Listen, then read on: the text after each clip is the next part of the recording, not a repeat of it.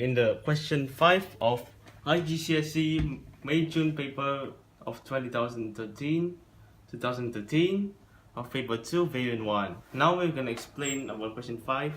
Okay, now this is a scenario. A piece of wire of length 96 centimeters, so 1 2 3 1 2 3 4 5, that's the total of the total length is 96 centimeters, is formed into the rectangular shape PQRSTU, which is this one right here, shown in the diagram. It is given that PQ is equal to TU is equal to SR is equal to X centimeter, which is the width. It may be assumed that PQ and TU coincide, so this is the same length,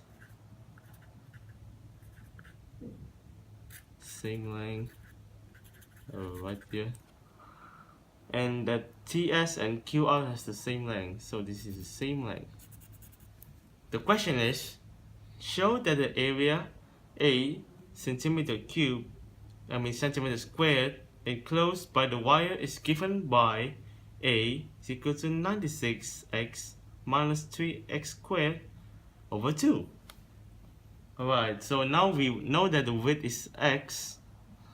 So by right here, the width is x. And to find the length, we use the perimeter 96. Then we subtract by 3x, which is the width. 1, 2, 3, there are 3 widths, so minus 3x. And then we divide by 2, since there are 2 lengths. We only need one of them, not 2. And then to find the area, you know guys, in primary we learned that rectangles, the area of a rectangle is the width to length times the width. So we're gonna do it in additional maths. Right. So 96 minus 3x over 2 multiplied by x is equal to 96x minus 3x squared over 2. Okay, so we just prove it's the same.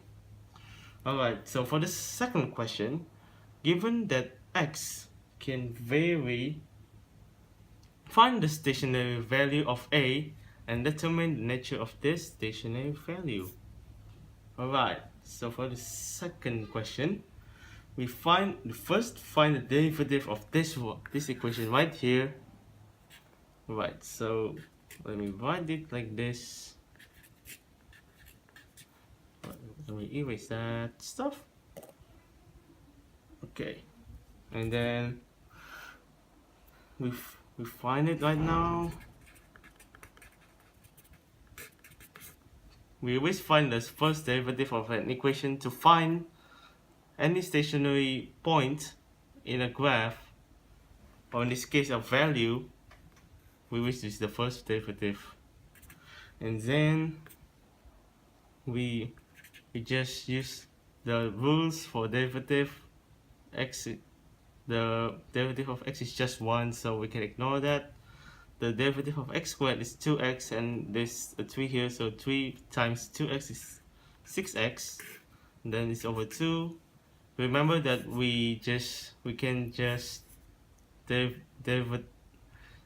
derive without having to worry about any chain rules here, as it's just a constant and there's no x or stuff or any weird stuff below here, just a number 2. Okay, so we found the derivative already, and we can simplify this further to 48 minus 3x, 96 divided by 2, and 6 divided by 2, and then right, so we make this as 0,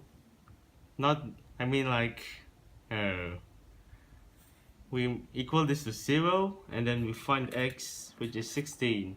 This 0 represents a stationary point, a gradient of 0. Okay, we found that x is equal to 16. Now this is a stationary value of x. Now we we'll find the stationary value of A. So we can input this in the original equation. Okay, so we just input it like this.